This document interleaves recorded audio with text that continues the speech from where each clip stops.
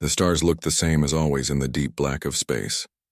Commander Thexler stood on the bridge of his ship, the Eternal Vigilance, watching the endless void through the main screen. His purple skin had a slight shine under the bridge lights, and his forearms moved across different control panels with practiced ease. "Sir, we're getting close to the target system," said his science officer Velona. Her voice had the typical musical tone of their species. "Should we start the deep space scan?" Thexlar nodded. The Valari Empire had sent them here to check this empty corner of space. No one expected to find anything important. It was just another routine mission in their long list of exploring new worlds to add to their empire. "Begin scanning," he ordered. "Full spectrum. Let's see if there's anything worth taking in this system." Far across the system, Captain Kim Taeho sat in his command chair aboard the Iron Phoenix. The human destroyer moved quietly through space, its dark metal hull almost invisible against the stars. Kim was a tall man with kind eyes and graying hair at his temples. He had been commanding ships for 15 years, but this was his first time so far from Earth. "Captain," said Park So-min from her communication station. Her fingers danced across the holographic controls as she monitored all radio frequencies. "I'm picking up some strange signals from the outer system. Looks like someone is doing deep space scans." Kim leaned forward. This was exactly what they had come here to find. For months, Earth's deep space monitors had detected unknown energy signatures in this region. The human government had sent the Iron Phoenix to investigate, hoping to make peaceful contact with whoever was out there. "Can you tell what kind of technology they're using?" Kim asked. Lee Dong-woo, the ship's science officer, checked his readings. He was young for his position, but his skills with alien technology were already well known in the fleet. "It's definitely not human tech, sir.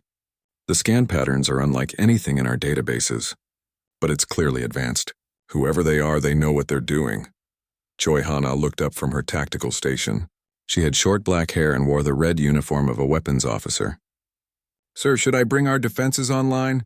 "We don't know if they're friendly." Kim thought for a moment. First contact with an alien species was always dangerous. Earth's leaders had given him clear orders. Try to make peaceful contact, but be ready to defend his ship and crew. Bring shields to standby, but don't activate them yet, he decided. "I want us ready, but I don't want to seem hostile. So Min, start broadcasting our friendship message on all frequencies."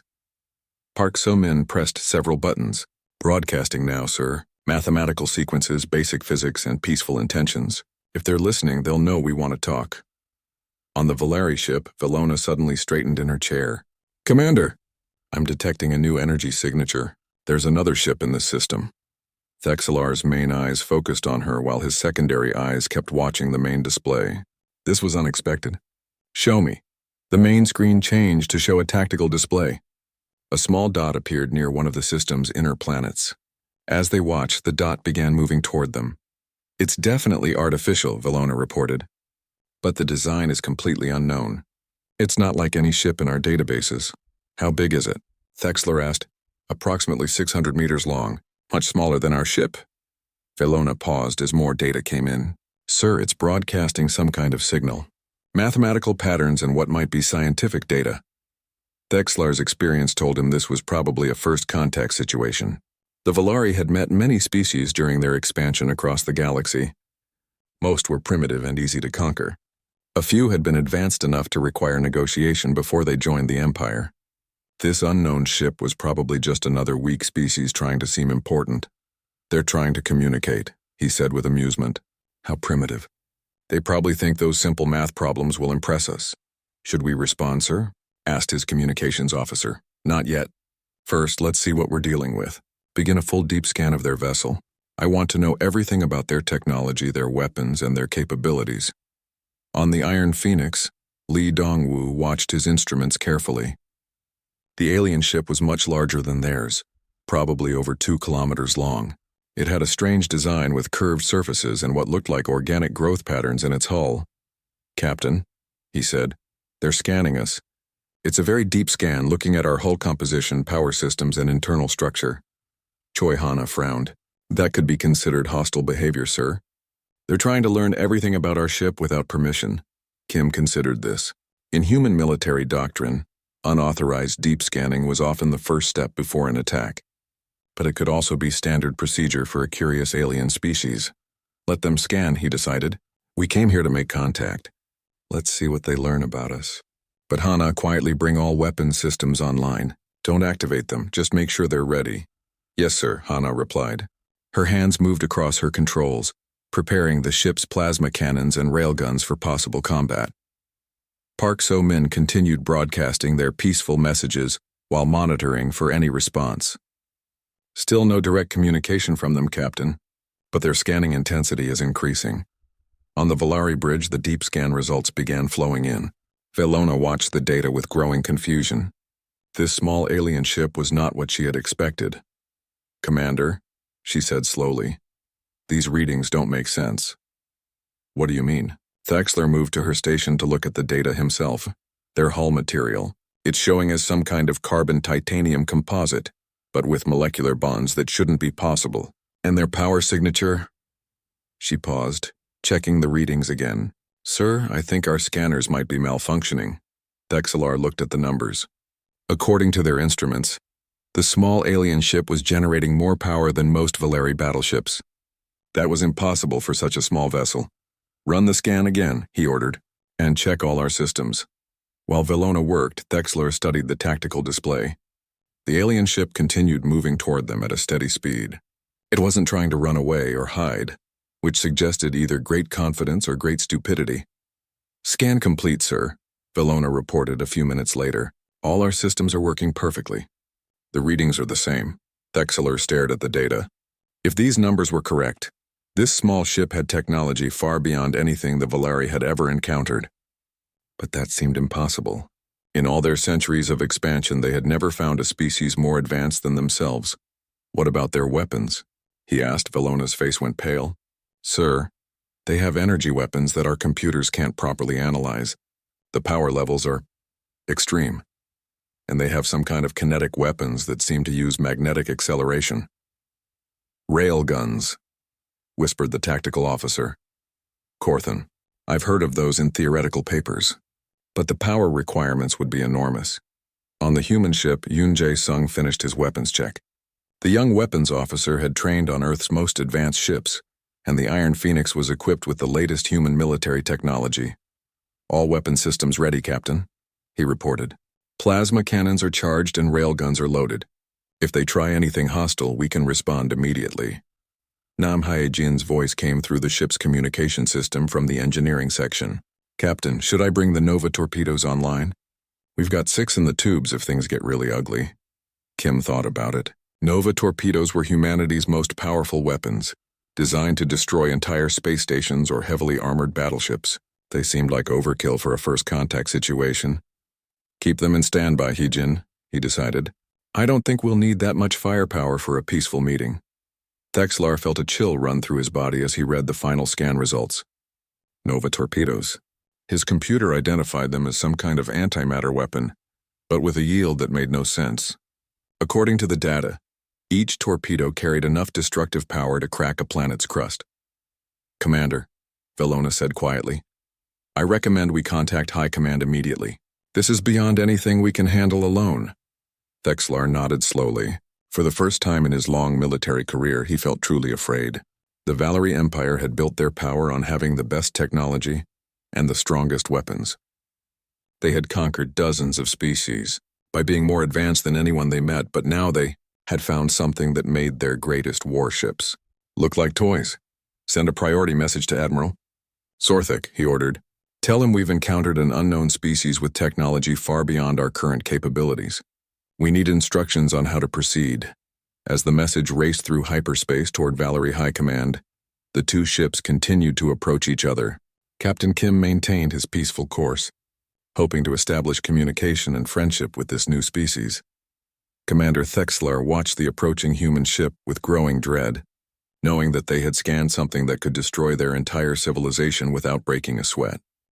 The command center of the Eternal Vigilance felt colder than usual. Commander Thexler stood behind Velona as she worked frantically at her science station, trying to make sense of the impossible data streaming from their deep scan of the human vessel. Run it again, Thexler ordered for the third time. There must be an error somewhere. Velona's 4 hands moved across multiple control surfaces at once. Her usually calm demeanor had cracked, and small beads of moisture appeared on her purple forehead. "Sir, I've checked everything twice. Our scanners are working perfectly. These readings are real." She turned to face her commander, her large eyes filled with concern. "Their hull isn't made of any material in our databases. The molecular structure suggests they somehow bond carbon and titanium at the quantum level. Our best scientists say that's impossible without technology we won't have for another 1,000 years." Thexlar felt his stomach twist. The Valari Empire prided itself on having the most advanced technology in the known galaxy. They had conquered 47 different species, each time using their superior weapons and ships to force surrender. The idea that some unknown race had surpassed them was terrifying. "What about their power source?" he asked. Valona checked her readings again. "That's even worse, sir. They're not using fusion like we do. It's not antimatter either. The energy signature suggests they're somehow containing and controlling a miniaturized stellar reaction." "A star?" Thexler's voice cracked slightly. "They put a star inside their ship? Not a full star, but the same nuclear processes. They found a way to create and control stellar fusion in a space smaller than our engine room." Valona shook her head in disbelief. "The power output is incredible. That little ship generates more energy than our entire battle group." On the Iron Phoenix, Yoon Jae-sung finished his final weapon checks. The young officer had no idea that his routine maintenance was being watched with horror by the alien ship. To him, the plasma cannons and kinetic railguns were just standard equipment on any human destroyer. "Captain," he reported to Kim Tae-ho, "all weapon systems are green. Plasma banks are at full charge, railgun capacitors are ready, and magnetic field generators are stable." Kim nodded from his command chair. "Good work, Jae-sung. Let's hope we won't need them." In the engineering section, deep in the ship's belly, Nam Hye-jin spoke to her assistant while checking the Nova torpedo tubes. "Make sure the antimatter containment fields are stable on all 6 torpedoes. I don't want any accidents during first contact." Her assistant, a young engineer named Cho Min-ho, ran his diagnostic scanner over each torpedo. "All green, Chief. These new Mark 7s pack quite a punch. Each one could take out a battle station." "Let's hope the aliens are friendly," Hye-jin replied. "I'd hate to have to use these beauties on someone we just met." Back on the Valari ship, the weapons officer Corthan had gone completely silent. His face had turned a sickly shade of pale purple as he studied the tactical readings from the human vessel. "Commander," he finally managed to say, "you need to see this." Thexlar moved to the weapons station. "What is it?" "Their armament, sir. Those energy weapons they're carrying. They're not simple laser cannons or plasma projectors. They're using controlled fusion reactions to create directed energy beams. The power levels are—" Corthan paused, checking his numbers again. "Sir, one of their main guns could punch through our heaviest battle armor like it was made of paper. And the kinetic weapons?" "Magnetic acceleration railguns. They fire solid projectiles at significant fractions of light speed. The impact energy would be devastating." Corthan's voice dropped to a whisper. "But that's not the worst part. Go on. They're carrying antimatter weapons, sir. 6 of them. My computer estimates each torpedo contains enough antimatter to destroy everything within a 100-kilometer radius." Thexlar felt his legs go weak. He gripped the edge of the console to steady himself. In all of Valari history, they had never successfully created stable antimatter in quantities larger than a few atoms. These humans carried it as standard ammunition. "How is that possible?" he asked. "I don't know, sir. Their technology is so far beyond ours that our computers can barely analyze it." On the human ship, Dr. Song Mi-young was preparing for potential first contact in her xenobiology lab. She had spent years studying theoretical alien life forms and was excited at the possibility of meeting a real alien species. "So-min?" she called to the communications officer over the ship's intercom. "Any response to our friendship signals yet?" Park So-min's voice came back through the speakers. "Nothing yet, Doctor. They seem to be taking their time. Maybe they're trying to figure out our language." Dr. Song smiled as she organized her translation programs and cultural analysis tools. "Give them time. First contact is probably as scary for them as it is for us." She had no idea how right she was, though not in the way she imagined. Back on the Eternal Vigilance, Commander Thexlar had called an emergency meeting with his senior staff. They gathered in the small briefing room behind the bridge, their faces grim. "Report," Thexlar ordered. Valona spoke first. The alien vessel represents technology at least 500 years ahead of our current capabilities. Their materials, science, power generation, and manufacturing processes are all far superior to anything we've ever encountered, Corthan added. Their weapons could destroy our entire ship with a single shot, and that's assuming they're only using their lightest armament. Those antimatter torpedoes could probably take out our whole fleet. What about their ship design? Thexler asked. Elegant and efficient, replied the engineering officer, Nexara. They've solved problems that our best engineers are still working on. Their hull design suggests they can travel much faster than us and withstand much greater stresses.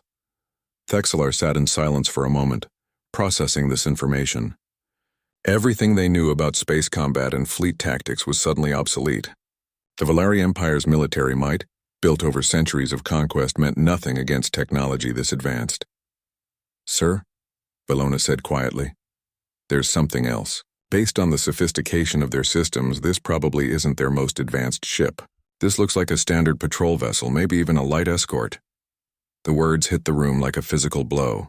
If this impossibly advanced ship was just a small patrol craft, what did their capital ships look like? Recommendations? Thexlar asked. We need to contact High Command immediately, Corthan said. The entire fleet needs to know about this. I agree, added Nexara. But we should also try to establish peaceful contact. If they wanted to destroy us, they could have done it already. Meanwhile, Captain Kim was growing concerned about the aliens' lack of response to their peaceful signals. Somin, how long have we been broadcasting? Nearly 2 hours, sir, Park Somin replied. Either they don't understand our signals or they're choosing not to respond. Lee Dongwu looked up from his science station. Captain, their ship has been maintaining the same distance from us. They're not approaching, but they're not running away either. It's like they're trying to decide what to do. Choi Hana frowned at her tactical display. Sir, I'm detecting increased activity on their ship. Power fluctuations, internal communications, and what looks like weapon systems coming online. Kim felt a chill. Are they preparing to attack? I don't think so, sir. If they were planning an attack, they would probably move to a better tactical position first. This looks more like defensive preparations. Kim thought about this. Why would an alien ship that was 3 times larger than his destroyer be taking defensive measures? Unless, Dongwu, he said.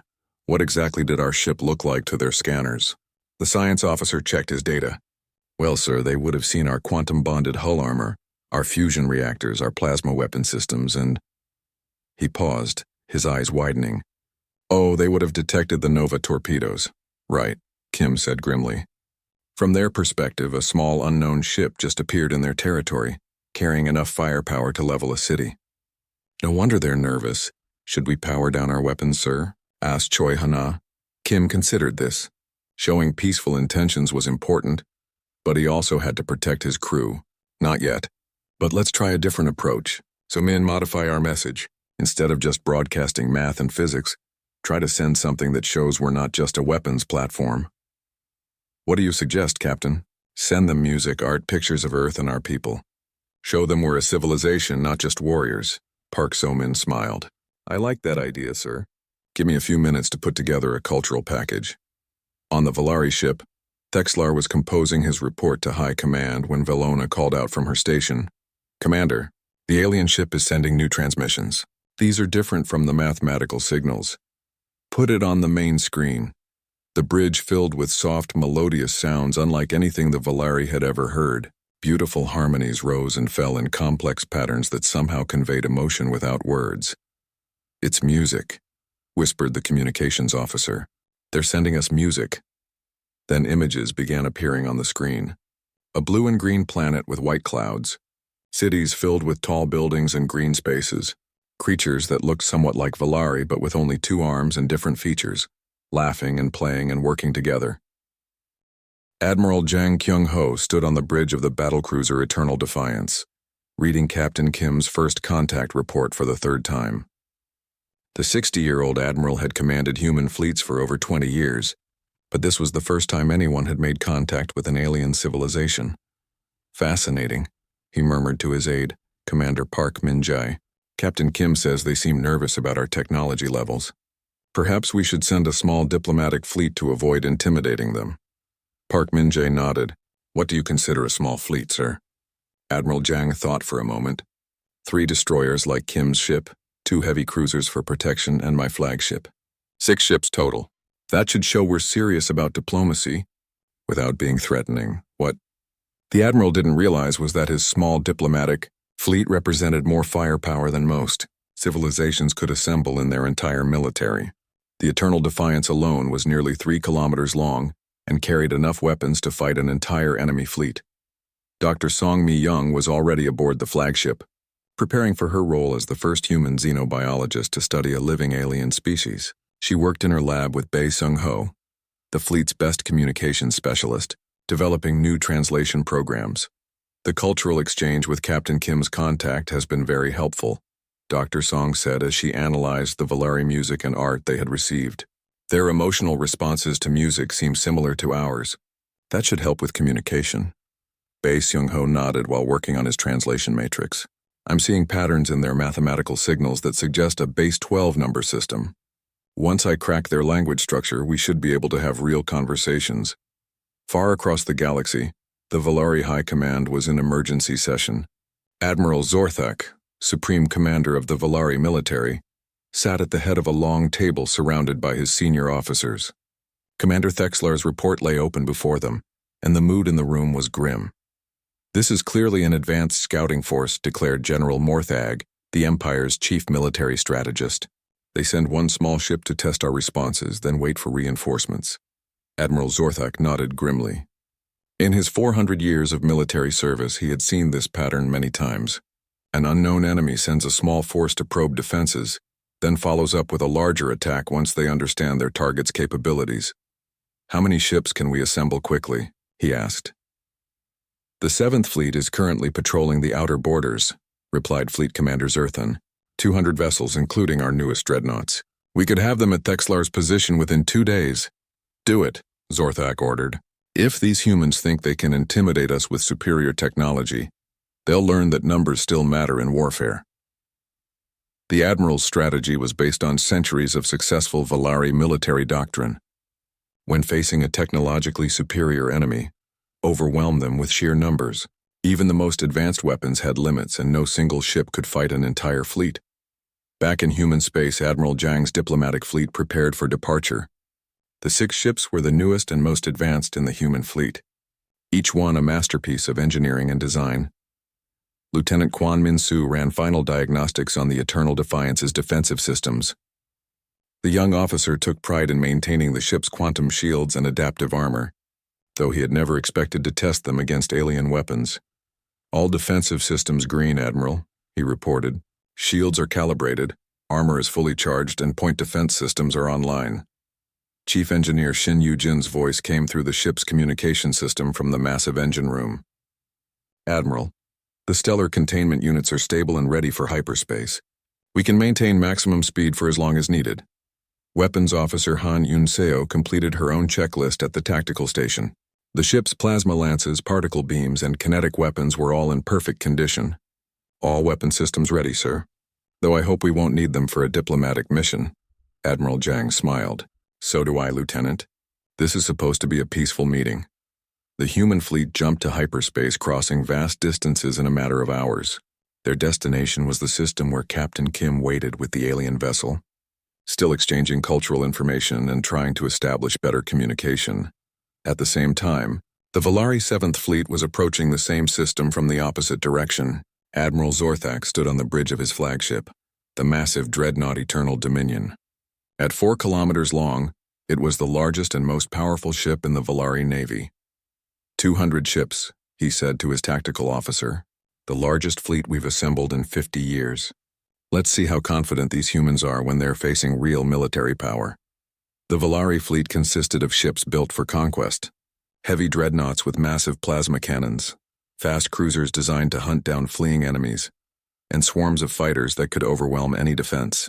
It was a force that had conquered dozens of worlds and never known defeat. Captain Kim was reviewing the latest cultural exchanges with Commander Thexlar when his science officer called out urgently, "Captain, multiple hyperspace signatures approaching. Something big is coming." Kim stood up quickly. "How big?" Li Dongwu checked his instruments with growing alarm. Sir, I'm reading at least 200 ships. "It's a massive fleet. On the Valari ship, Valona was detecting the same incoming signatures from the opposite direction. Commander, 6 ships approaching from human space. They'll arrive at almost the same time as our fleet. Thexlar felt his heart sink. Both sides were bringing military reinforcements. The careful cultural exchange he had been building with the humans was about to turn into a potential battleground. Open a channel to the human ship, he ordered. Urgently. Captain Kim's image appeared on the Valari screen, and Thexlar could see the concern in the human's eyes. Captain Kim, Thexlar said through the translation system they had developed. Both our governments are sending fleets. This could become very dangerous very quickly. Kim nodded grimly. I see that, Commander. Can you control your fleet? I'll try, Thexlar replied. But Admiral Zorthak is aggressive. He may see your reinforcements as a threat. The human fleet dropped out of hyperspace first, appearing in a perfect formation with the massive Eternal Defiance at the center. To human eyes, it was a modest diplomatic escort. To the Valari watching on their sensors, it looked like an invasion force of impossible power. By the void, whispered Valona, as she analyzed the new arrivals. Commander, that largest ship.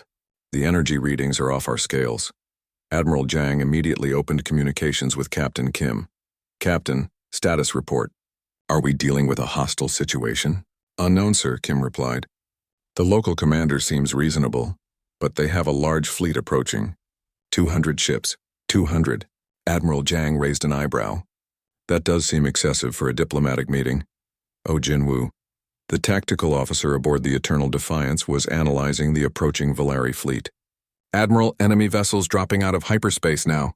Confirming 200 ships, various classes. Their largest vessels appear to be roughly equivalent to our heavy frigates. Admiral Jang nodded calmly. The size difference between human and alien technology was becoming clear. What the Valari considered their most powerful dreadnoughts were smaller than human escort vessels. Condition yellow, he ordered. Possible misunderstanding in progress. The Valari fleet emerged from hyperspace in full battle formation.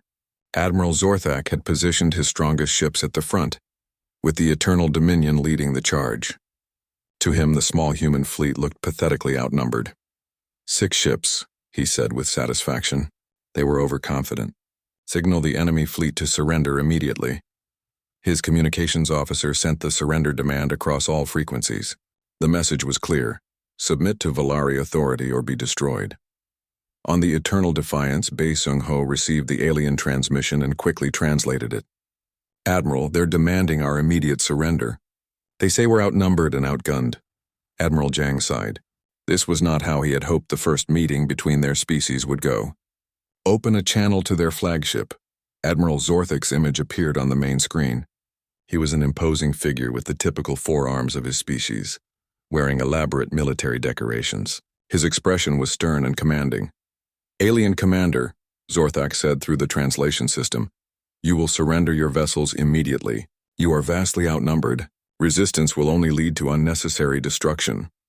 Admiral Jang stood calmly, his hands clasped behind his back. Admiral, I am Jang Kyung-ho of the Human Defense Force. We come in peace, seeking diplomatic relations with your people. There's no need for hostilities. Peace? Zorthak laughed harshly. You bring warships into our territory and speak of peace? Your surrender is the only acceptable outcome. Dr. Song Mi-young stepped forward. Admiral Zorthak, perhaps there's been a misunderstanding. We're scientists and diplomats, not conquerors. We only want to learn about your fascinating civilization.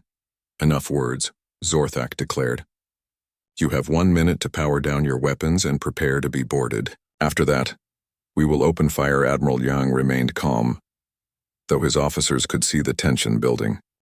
Admiral Zorthak stood tall on his command bridge, watching the countdown timer reach 0. Around him, his officers waited tensely for the order to fire. The human fleet maintained their defensive formation, showing no signs of surrender. Time's up, Zorthak announced. Fire a warning shot at their flagship. Show them what Valari weapons can do. The massive dreadnought Eternal Dominion turned slightly, bringing its main plasma cannon to bear on the human battlecruiser. The weapon was the pride of Valari military technology, capable of cracking moons and destroying the largest enemy vessels with a single shot. Target their largest ship, Zorthak ordered. Full power. Let them see the futility of resistance. The main cannon charged with a deep humming sound that echoed through the ship's hull. Energy collectors across the dreadnought fed power into the massive weapon until it glowed with deadly light. On the Eternal Defiance, Lieutenant Quan Minsu watched his sensors as the alien dreadnought prepared to fire. Admiral, they're charging what looks like a plasma cannon. Very large signature. Admiral Zhang remained calm in his command chair. Can you estimate the power level?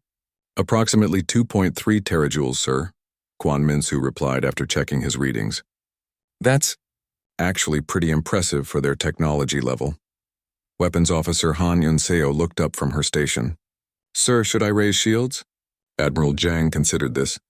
If he raised shields now, it might be seen as an aggressive act. But he also had to protect his crew. No, let's see what they've got. Our hull can handle a lot more than they probably realize. Chief Engineer Shin Yujin's voice came through the ship's communications from the engineering section. Admiral, I'm monitoring their weapon charge. Want me to boost power to the armor systems? Not necessary, Chief, Zhang replied calmly. Just keep the reactors stable. The Volari plasma cannon fired with a brilliant flash of light. The energy beam, bright enough to be seen across the solar system, lanced out toward the human flagship. It was a weapon that had destroyed countless enemy ships and reduced entire space stations to glowing vapor. The beam struck the Eternal Defiance's hull directly amidships, where the quantum-bonded armor was thickest. For a moment, the human ship was surrounded by a brilliant glow, as exotic energies interacted with advanced materials. Then the light faded, and the human ship remained completely intact.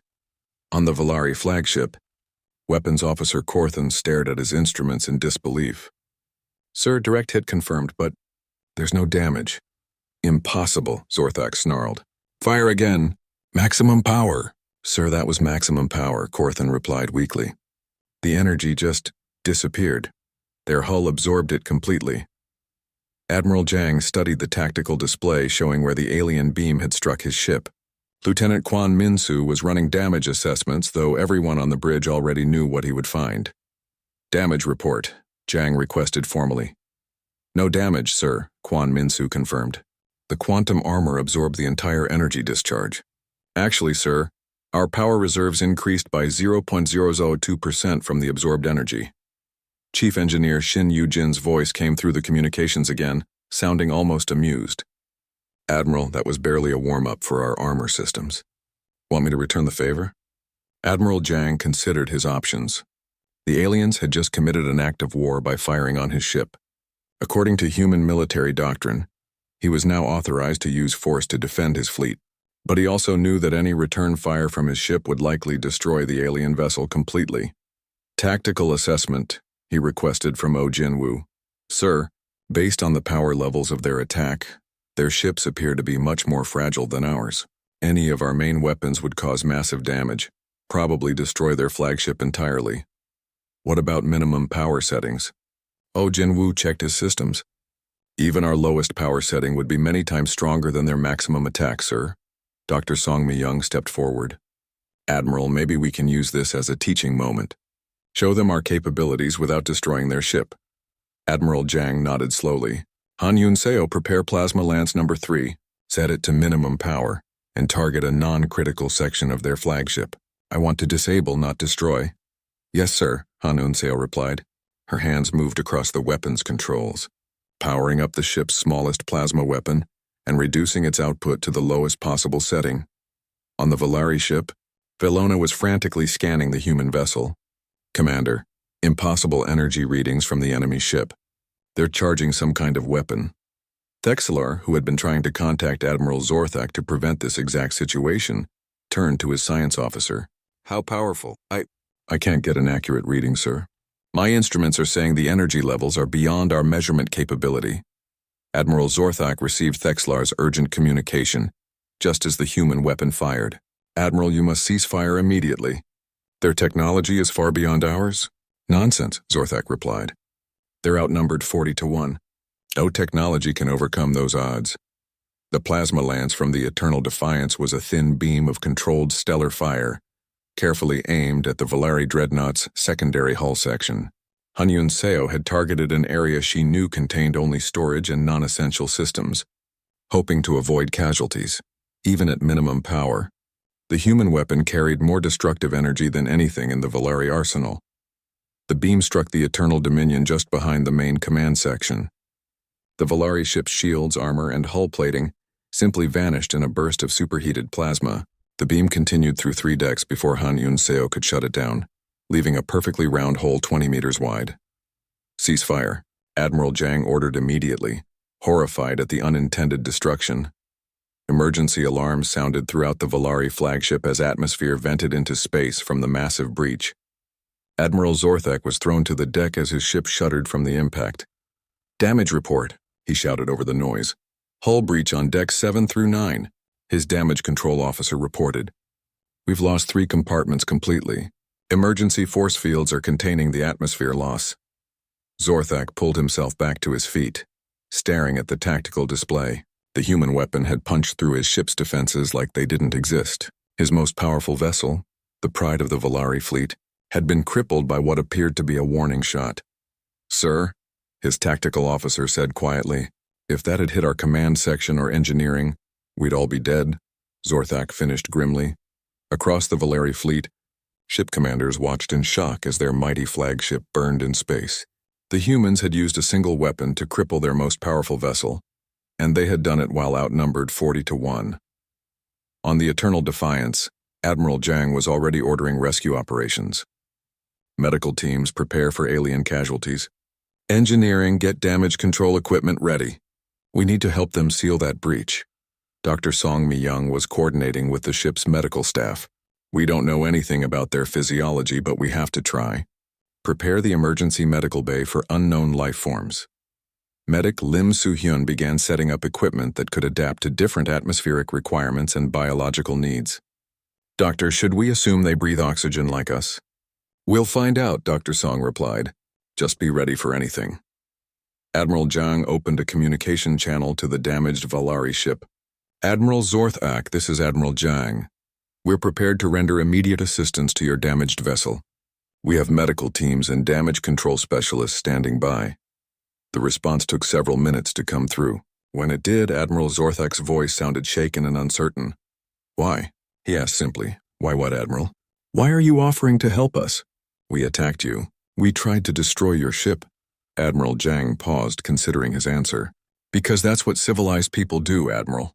When someone is in danger, you help them. Your attack didn't harm us, but our response clearly harmed you. We want to make sure no one dies from this misunderstanding."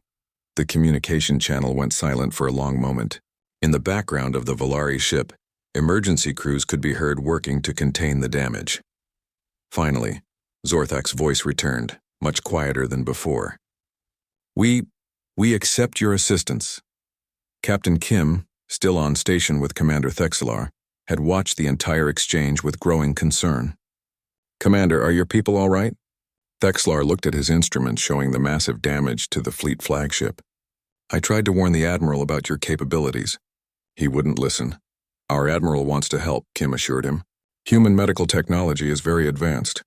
We can probably save everyone on that ship." "Your people would do that? After we attacked you?"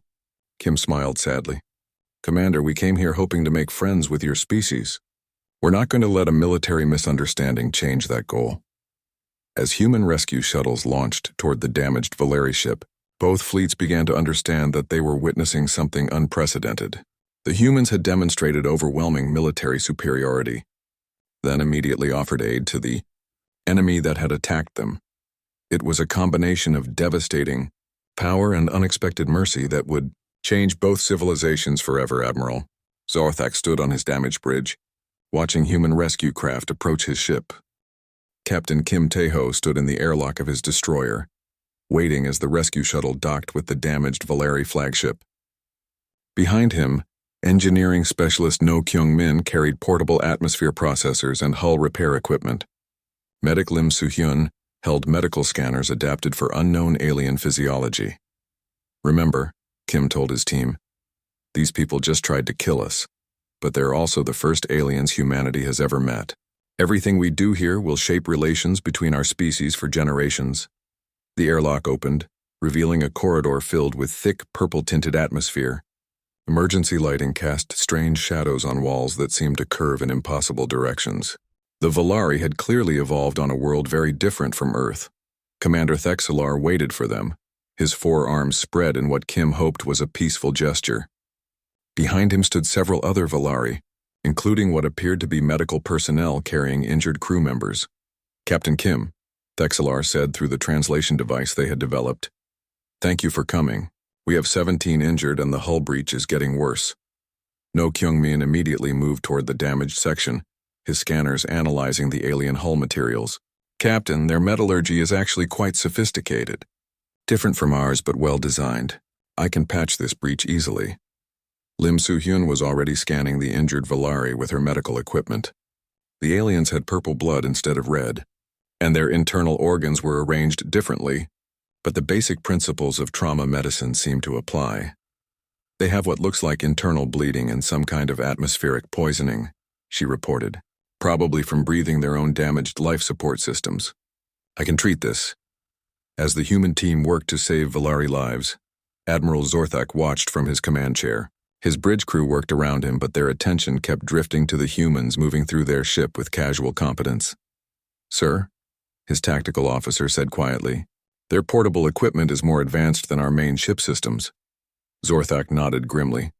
He had been watching the humans work for over an hour, and every piece of technology they used was clearly superior to anything the Valari possessed. The scanner in the human medic's hand was smaller than a Valari medical tricorder, but provided more detailed readings than their largest hospital equipment. On the Eternal Defiance, Admiral Jang was receiving regular updates from the rescue teams. Dr. Song Mi-young coordinated the cultural and medical exchange from her xenobiology lab while Bae Sung-ho worked to improve translation between the species. "Admiral," Dr. Song reported, "the Valari physiology is fascinating, similar enough to ours that we can treat their injuries, but different enough to provide completely new insights into evolution and biology." "Any sign of hostility from their crew?" Young asked. "None at all, sir. If anything, they seem amazed that we're helping them. I think this whole situation has been as much a shock to them as it has been to us." Lieutenant Park Min-jae was analyzing the tactical data from the brief exchange of fire. "Admiral, I'm getting a clearer picture of their technology levels. Their most powerful weapons are roughly equivalent to what we were using about 50 years ago." Admiral Jang considered this information.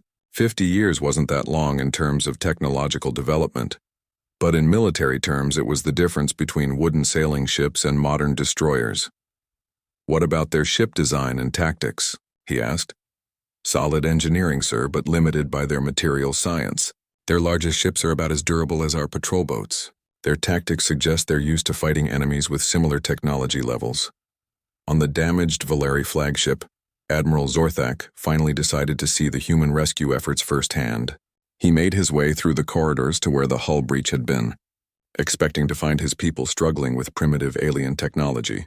Instead, he found No Kyung-min putting the finishing touches on a repair that was better than anything Valari engineers could have accomplished. The human had not only sealed the breach but had actually strengthened the entire section with some kind of molecular bonding process. "Incredible," Zorthak murmured to himself. No Kyung-min looked up and saw the Valari admiral watching him work. Through the translation system, he said, "Almost finished, sir. Your ship will be stronger here than it was before the damage." "How is that possible?" "We use quantum-bonded repair materials," No Kyung-min explained patiently. "They actually integrate with the existing hull structure at the molecular level. It's standard equipment on our ships." Standard equipment. Zorthak felt a chill as he realized that what seemed like miraculous technology to the Valari was routine maintenance for the humans. In the medical bay, Lim Soo-hyun was finishing treatment of the last injured Valari crew member. The alien's purple blood had stabilized, and his breathing was back to normal. "You saved his life," said the Valari chief medical officer, whose name translated roughly as Healer Keksara. "Our equipment said he was dying, but your scanner found internal injuries we missed completely." "Different medical traditions can learn from each other," Lim Soo-hyun replied diplomatically. "Your surgical techniques are actually quite elegant. I'd love to learn more about them." Healer Keksara stared at the human medic. "You want to learn from us? But your technology is clearly superior." "Technology isn't everything," Lim Soo-hyun said with a smile. "Experience and wisdom matter too. I bet you've seen medical conditions that we've never encountered." As the rescue operations continued, more Valari began to understand that the humans weren't just technologically superior, they were genuinely interested in peaceful cooperation, Admiral. Zorthak eventually made his way to where Captain Kim was coordinating the rescue efforts. The two military commanders stood in the damaged corridor, surrounded by the evidence of both human destructive power and human compassion. Captain Kim, Zorthak said slowly, I owe you an apology and an explanation. No apology necessary, Admiral, but I would like to understand what happened. Zorthak was quiet for a moment, organizing his thoughts. For over 1,000 years, the Valari Empire has expanded by conquering other species. We've always been the most technologically advanced civilization we encountered. When we detected your ship, we assumed you were just another primitive species to be added to our empire. And when we didn't surrender immediately, I thought you were being foolishly brave. I've seen it before. Weak species that refuse to accept reality until we demonstrate our overwhelming superiority.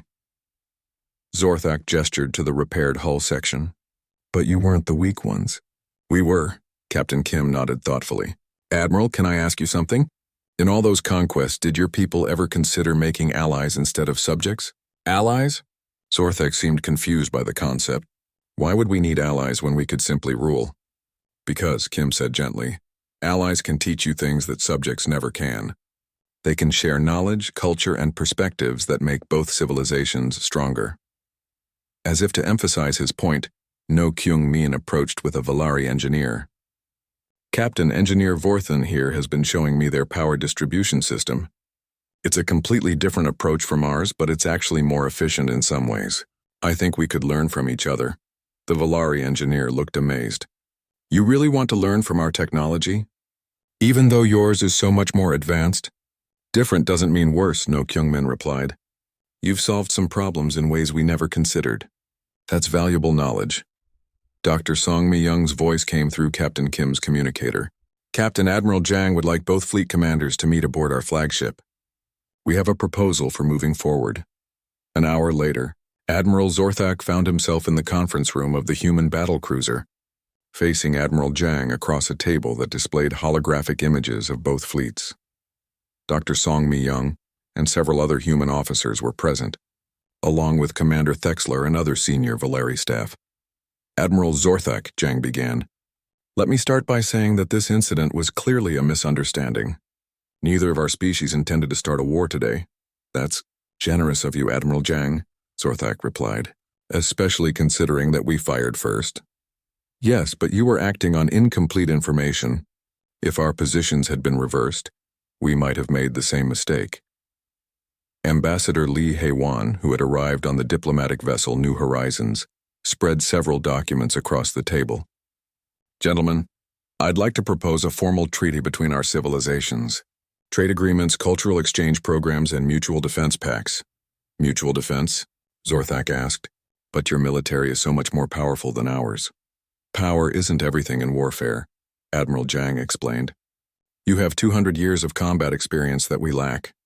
Your tactical knowledge, your understanding of this region of space, your diplomatic contacts with other species, all of that has value.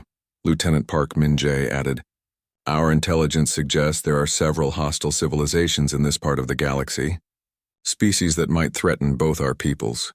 Working together, we could defend against threats that neither of us could handle alone. Dr. Song Mi-young activated a holographic display showing cultural exchange data.